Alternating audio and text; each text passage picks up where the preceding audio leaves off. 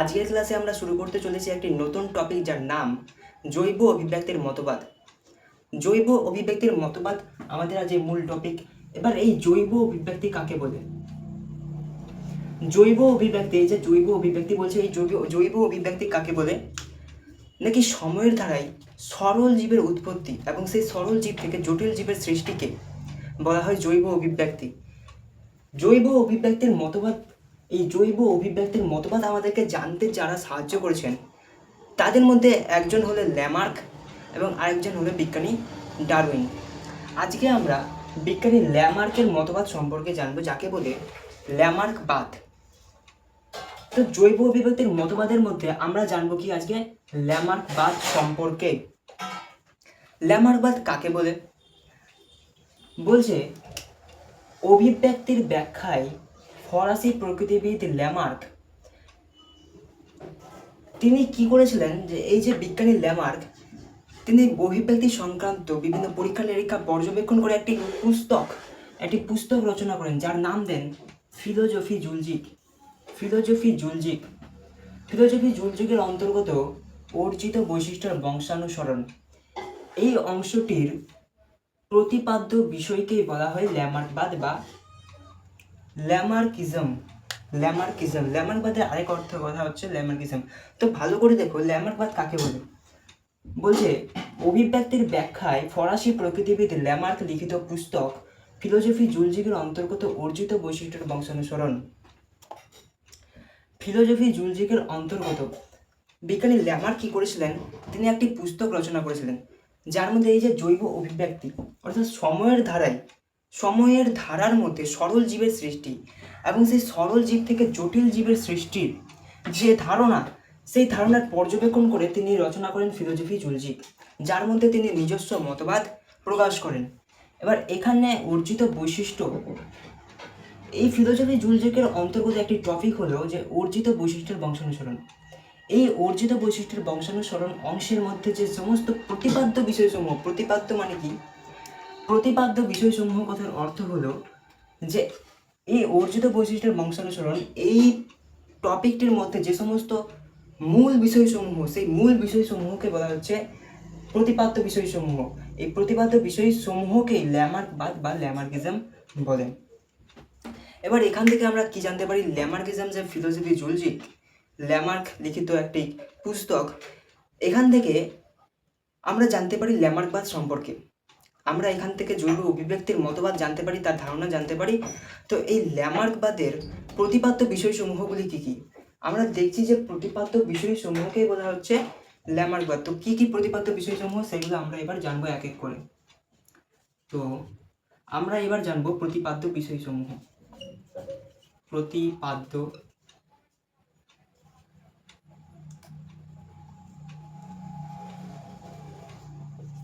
বিষয় সমূহ।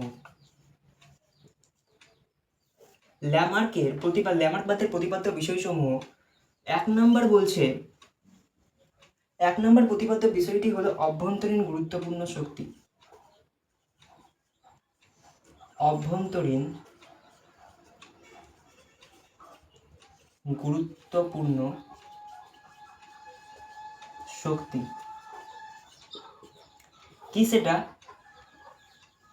ল্যামার্কবাদের প্রথম যে প্রতিপাদ্য বিষয় সেটা হচ্ছে অভ্যন্তরীণ গুরুত্বপূর্ণ শক্তি। অর্থাৎ এই যে বিজ্ঞানী ল্যামার্ক তিনি বললেন যে আমাদের প্রতিটি জীবের মধ্যে একটা অভ্যন্তরীণ গুরুত্বপূর্ণ শক্তি আছে। এই অভ্যন্তরীণ গুরুত্বপূর্ণ শক্তি দ্বারা কি হচ্ছে?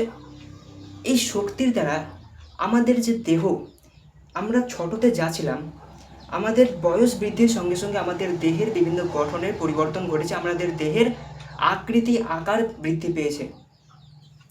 এবার একটি দেহের আকার বৃদ্ধিতে যে সাহায্য করে যে শক্তি, সেই শক্তিকে বলা হচ্ছে গুরুত্বপূর্ণ শক্তি, অভ্যন্তরীণ গুরুত্বপূর্ণ শক্তি।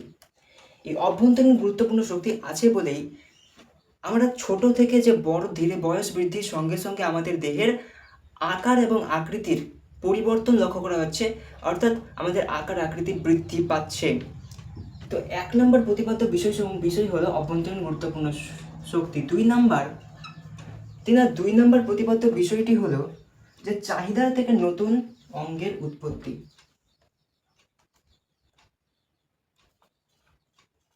চাহিদার থেকে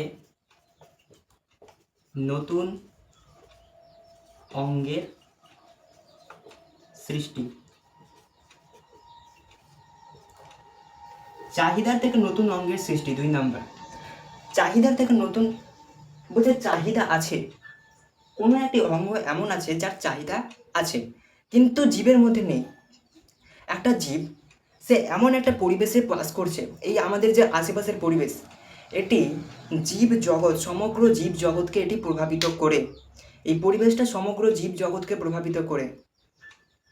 এবার একটা কোনো জীব প্রজাতি সে এমন একটা পরিবেশের মধ্যে আছে যেখানে তার একটি আলাদা একটি অঙ্গের, একটি নতুন অঙ্গের প্রয়োজন যেটি তার মধ্যে নেই।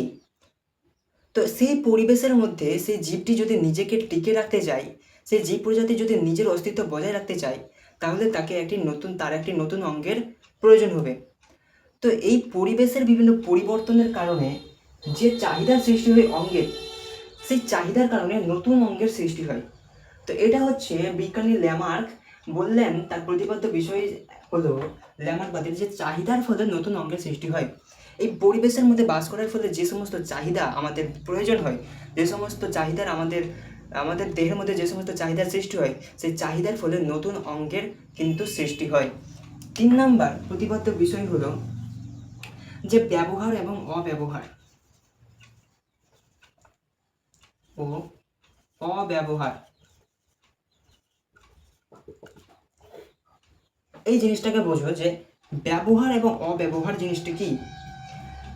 আমরা যদি আমাদের দেহের মধ্যে কোনো একটি অঙ্গ, সেই অঙ্গটির যদি বা যে কোনো জীবের ক্ষেত্রে যে কোনো জীব যদি তার মধ্যে থাকা কোনো একটি অঙ্গ যদি প্রতিনিয়ত ব্যবহার করতে থাকে, তাহলে সেই অঙ্গটি কী হবে, তার মধ্যে বিদ্যমান থাকবে, কারণ সেই অঙ্গটির তার প্রয়োজন আছে। এবার কোনো এমন একটি অঙ্গ যেটি তার বিশেষ প্রয়োজন নেই, সে এমন একটি পরিবেশে বাস করছে, তার প্রজাতি এমন একটি পরিবেশে আছে যে তার সেই অঙ্গের প্রয়োজন নেই, তাহলে সে কী করবে, সেই অঙ্গের ব্যবহার ছেড়ে দিবে। তো তার সেই অঙ্গের যেহেতু ব্যবহার ছেড়ে দেওয়া হয়েছে, সেই অঙ্গের অব্যবহারের ফলে সেই অঙ্গটি ধীরে ধীরে অবলুপ্ত হয়ে যাবে। কিভাবে, নাকি একটা কোনো জীবের মধ্যে সেই অঙ্গটি ছিল, সে ব্যবহার করা ছেড়ে দিয়েছে, বন্ধ করে দিয়েছে, সেটি অকাজ অঙ্গ হয়ে পড়ে আছে। এবার সেই বৈশিষ্ট্যটা পরবর্তীকালে যে অন্যান্য অপত্য জীবের মধ্যে যে সঞ্চারিত হবে, সেই সঞ্চারণের ফলে ধীরে ধীরে ধীরে ধীরে সঞ্চারণের ফলে দীর্ঘ সময় পরে সেই অঙ্গটি এক সময় অবলুপ্ত হয়ে যাবে, কারণ তার কোনো ব্যবহার নেই, তার কোনো প্রয়োজন নেই। আর কোনো একটি অঙ্গ যেটির প্রয়োজন আছে, তাহলে সেটি কী হবে, লাগাতার ব্যবহারের মাধ্যমে সেটি সেই দেহের মধ্যে বিদ্যমান থেকে যাবে। তো 3 নাম্বার হলো ব্যবহার এবং অব্যবহার। 4 নাম্বার যে প্রতিপাদ্য বিষয়, সেই 4 নাম্বার প্রতিপাদ্য বিষয়টা বলছে এই যে অর্জিত বৈশিষ্ট্যের বংশানুসরণ। অর্জিত বৈশিষ্ট্যের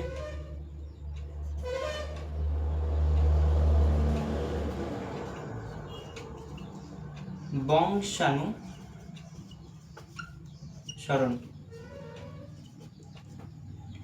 অর্জিত বৈশিষ্ট্যের বংশানুসরণ, এটা কি অর্জিত বৈশিষ্ট্য বলছে?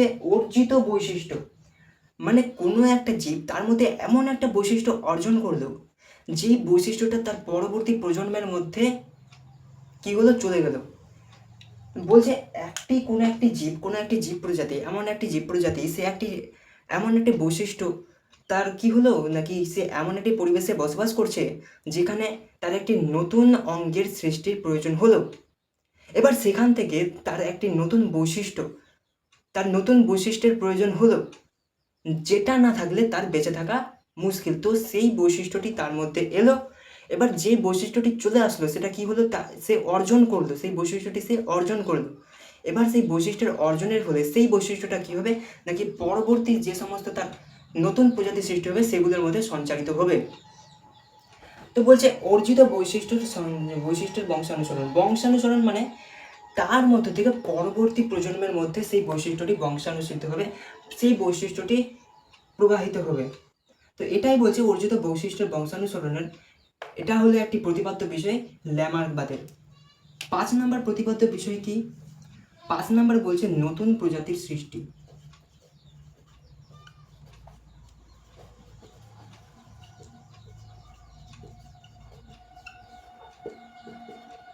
এই যে নতুন বৈশিষ্ট্য সঞ্চারিত হলো, অর্জিত বৈশিষ্ট্যের বংশানুসরণের ফলে একটি নতুন বৈশিষ্ট্য সঞ্চারিত হবে। একটা যে জীবের প্রজাতির মধ্যে জীব প্রজাতির মধ্যে যে বৈশিষ্ট্যটা ছিল না, সেটা বাইরে থেকে আসলো, নতুন বৈশিষ্ট্যের সঞ্চারণ করলো। এবার সেই বৈশিষ্ট্যটির সঞ্চারণ হতে থাকার জন্য যে নতুন জেনারেশন সৃষ্টি হবে, নতুন প্রজাতির সৃষ্টি হবে, সেই নতুন প্রজাতির সৃষ্টি হবে কীভাবে? অর্জিত বৈশিষ্ট্যের মাধ্যমে, অঙ্গের ব্যবহার অব্যবহারের মাধ্যমে।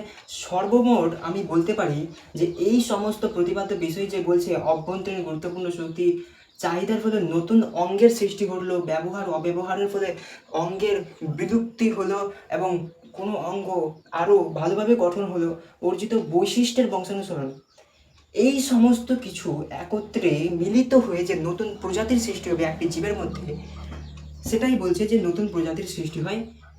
এটা হচ্ছে একটি প্রতিপাদ্য বিষয় ল্যামার্কবাদের, নতুন প্রজাতির সৃষ্টি হয় মানে বিভিন্ন পরিবর্তনের মাধ্যমে ফাইনালি একটি নতুন প্রজাতির সৃষ্টি হবে সেই প্রজাতির সেই জীব প্রজাতির মধ্যে। তো এই হচ্ছে কয়েকটি প্রতিপাদ্য বিষয়সমূহ, যেমন একটা হচ্ছে অভ্যন্তরীণ গুরুত্বপূর্ণ শক্তি, তারপরে হচ্ছে চাহিদার ফলে নতুন অঙ্গের সৃষ্টি হলো, 3 নম্বর বলছে ব্যবহার অব্যবহার, 4 নম্বর বলছে অর্জিত বৈশিষ্ট্যের বংশানুসরণ, 5 নম্বর নতুন প্রজাতির সৃষ্টি। এবার আমাদের যেটা জানতে হবে সেটা হচ্ছে যে ল্যামার্কবাদের উদাহরণ সম্বন্ধে আমাদের এবার জানতে হবে।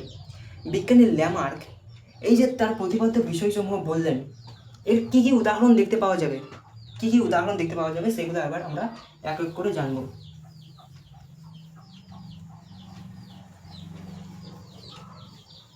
তো এবার আমরা কি জানবো নাকি ল্যামার্কের মতবাদের সাপেক্ষে উদাহরণ, তার মতবাদের সাপেক্ষে উদাহরণ। তার বলতে কার?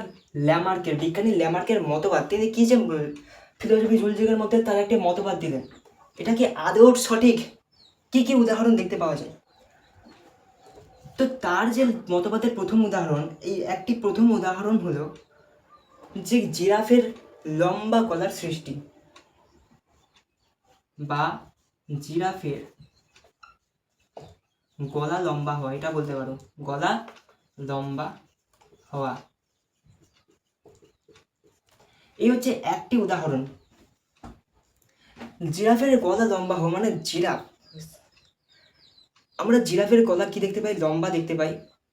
এই জিরাফ বিজ্ঞানী ল্যামার্ক বলছেন যে এই যে প্রাচীন পরিবেশ ছিল পৃথিবীর, যেখানে জিরাফের সৃষ্টি হয়, সেখানে জিরাফ দেখতে ছিল জেব্রার মতো, অর্থাৎ জিরাফের গলা কিন্তু ছোট ছিল, ছোট গ্রীবাযুক্ত যে গলা জিরাফ ছিল প্রাচীনকালে, জিরাফের পূর্বপুরুষরা ছিল ছোট গলাযুক্ত। এরপরে কি হলো নাকি তারা যখন একটি ঘাসবিহীন এলাকায় এসে পড়লো, সেখানে ঘাস নেই বা ঘাস থাকলেও সেগুলো খেয়ে শেষ হয়ে গেছে, কিন্তু সেখানে কিন্তু বড় বড় গাছ আছে। এবার সেই বড় গাছের যে ডালের যে পাতা, সেটা খাওয়ার জন্য তাদের কিন্তু গলা কিন্তু ততটা লম্বা ছিল না যে তারা গাছের ডাল থেকে পাতা পেড়ে খেতে পাবে। তারপরে তারা কি করলো, তাদেরকে তো খেতে হবে, তাই খাওয়ার জন্য তারা কি করলো নাকি নিজেদের গলাকে প্রসারিত করলো। এবার গলাকে প্রসারণের ফলে খাদ্যের অভাবে উঁচু গাছের ডাল থেকে পাতা খাওয়ার জন্য তারা তাদের গলাকে প্রসারিত করলো। এবার গলাকে যেহেতু প্রসারিত করলো, এই প্রসারিত করার ফলে ধীরে ধীরে তাদের গলা লম্বা হওয়া শুরু হয়। এবার যখন তাদের গলা লম্বা হতে শুরু করে, লম্বা হতে হতে খানিকটা লম্বা হতে হতে তাদের যে বৈশিষ্ট্যটা তারা অর্জন করলো, সেই বৈশিষ্ট্যটা পরবর্তী তাদের যে অপত্যতের মধ্যে, পরবর্তী জিরাফ মধ্যে যারা সৃষ্টি হলো, পরবর্তী জিরাফ সৃষ্টি হলো, তাদের মধ্যে এই বৈশিষ্ট্যটি সঞ্চারিত হলো। এইভাবে ধীরে ধীরে ধীরে ধীরে বর্তমানে জিরাফ লম্বা গলাযুক্ত হয়েছে। তো এটা হচ্ছে 1 নম্বর উদাহরণ। এটা আমরা আরও ডিটেলসে জানবো, আপাতত দেখে রাখো 2 নম্বর উদাহরণ। 2 নম্বর উদাহরণটা কি বলছে নাকি সাপের পায়ের অবলুপ্তি। সাপের পায়ের অবলুপ্তি বলছে, সাপের 2 নম্বর উদাহরণ হচ্ছে সাপের পায়ের উপলব্ধি। এই যে সাপের পূর্বপুরুষরা ছিল, আমরা কি জানি সাপের পা হয় না, কিন্তু ল্যামার্কের মতবাদ অনুযায়ী ল্যামার্ক বলছেন যে না, সাপেরও পা ছিল কিন্তু এখন নেই। সাপের যে পূর্বপুরুষরা ছিল, প্রাচীনকালের সাপরা, তাদের মধ্যে ছোট ছোট পা ছিল, কিন্তু তারা সারাক্ষণ নিজেদের গা ঘেঁষে চলার কারণে তাদের পায়ের খুব একটা প্রয়োজন পড়ছিল না। তো পায়ের যেহেতু প্রয়োজনই পড়ছে না, তো পা রেখে করবে এটা কি? অব্যবহারের ফলে। আমি এর আগে কি বললাম? আমি বললাম যে অঙ্গের ব্যবহার এবং অব্যবহার সম্পর্কে আমি কি বললাম, নাকি কোনো একটি অঙ্গ যদি লাগাতার তার ব্যবহারই না হয়, তাহলে সেটি ধীরে ধীরে অবলুপ্ত হয়ে যাবে, পরবর্তী প্রজন্মের মধ্যে সেগুলো সঞ্চারিত হবে না। তো এটাই হচ্ছে এখানে, যে সাপের পায়ের অবলুপ্তিতে সাপের পূর্বপুরুষদের মধ্যে পা ছিল, কিন্তু ছোট ছোট পা ছিল, সেগুলোর খুব একটা ব্যবহার প্রয়োজন পড়ছিল না, তাই সেগুলো ধীরে ধীরে অবলুপ্ত হয়ে গেল। তো এই হচ্ছে 2 নম্বর উদাহরণ। 3 নম্বর উদাহরণ বলছে জলচর প্রাণীদের লিপ্ত পদ সৃষ্টি। এই যে আমরা এখন যে হাঁস দেখতে পাচ্ছি, হাঁসের পা কি হয়? মুরগির পায়ের মধ্যে কিন্তু পাগুলো জোড়ানো থাকে না, কিন্তু হাঁসের পায়ের মধ্যে পায়ের চামড়াগুলো যেগুলো থাকে সেগুলো কিন্তু জোড়ানো থাকে, কারণ তারা জলের মধ্যে তাদের দীর্ঘ সময় তারা জলের মধ্যে কাটায়। তারা জলের মধ্যে কাটানোর কারণে তাদের সাঁতার কাটতে যে সাহায্য করে সেটা হলো তাদের লিপ্তপথ। কিন্তু হাঁসের যে পূর্বপুরুষরা ছিল তাদের মধ্যে কিন্তু এই লিপ্তপথ ছিল না, কিন্তু তারা দীর্ঘ সময় ধরে যেহেতু জলের মধ্যে কাটাচ্ছে, তাই তাদের মধ্যে পায়ের আঙুলের মধ্যে চামড়ার সৃষ্টি হলো, পাতলা চামড়া, সেটাকে বলছে লিপ্তপথ। তো জলচর প্রাণীদের মধ্যে লিপ্তপথ সৃষ্টি হলো। 4 নম্বর যে উদাহরণ, সেই উদাহরণটা হচ্ছে যে ঘোড়ার শক্তিশালী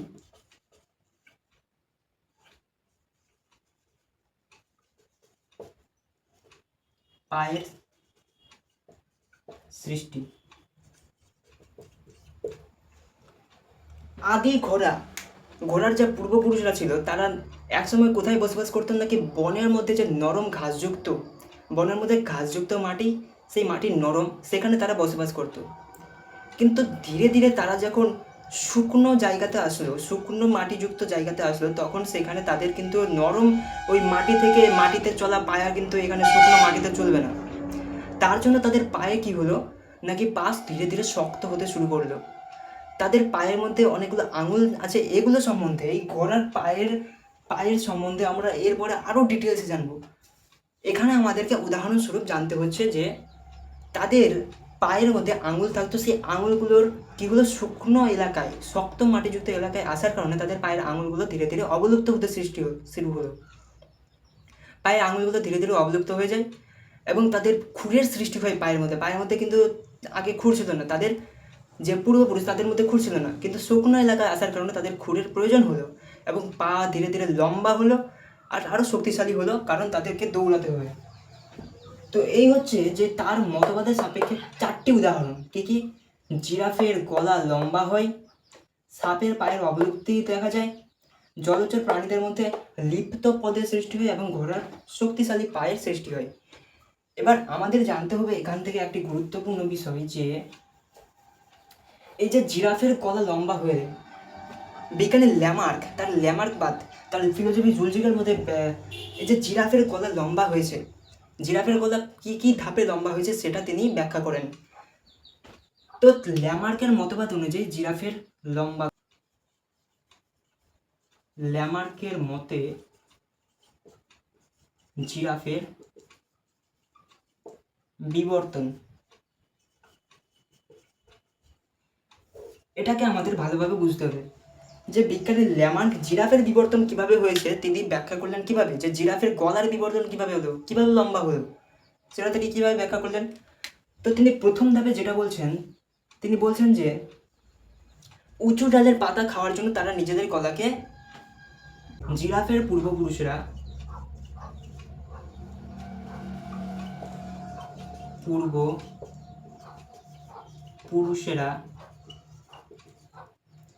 উঁচু ডালের পাতা খাওয়ার জন্য গলাকে প্রসারিত করে।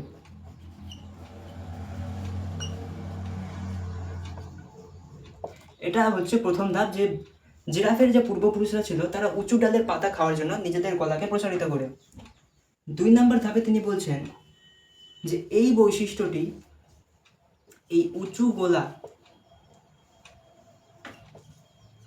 গলার বৈশিষ্ট্যটি বংশানুসৃত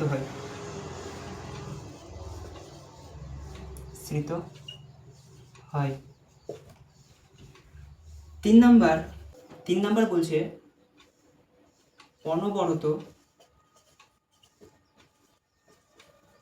এই ঘটনা ঘটার ফলে বর্তমানে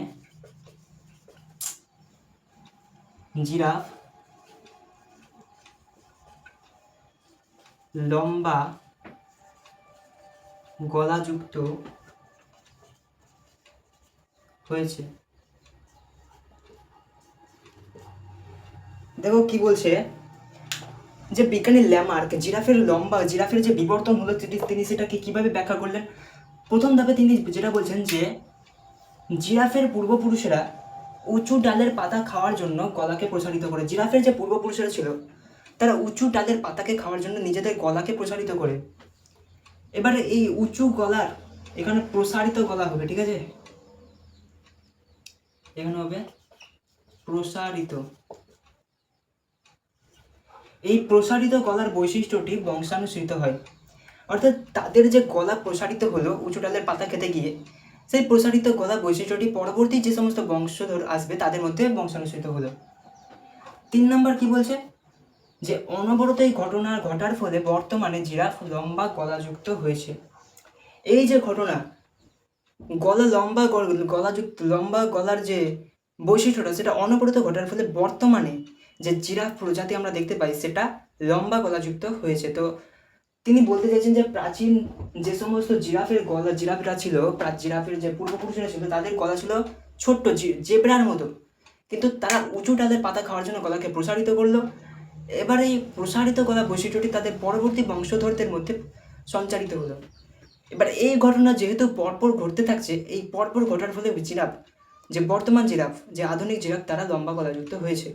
তো এই হচ্ছে পুরো ল্যামারবাদের মধ্যে আমাদের যেটা জানতে হবে, ল্যামারবাদের সংজ্ঞাটা, তার প্রতিপাদ্য বিষয়সমূহ এবং উদাহরণ, আর সব থেকে গুরুত্বপূর্ণ এই ল্যামার্কের মতে জিরাফের বিবর্তন। তিনি ল্যামার্ক যে জিরাফের বিবর্তনটাকে কিভাবে ব্যাখ্যা করলেন সেটা আমাদের জানতে হবে।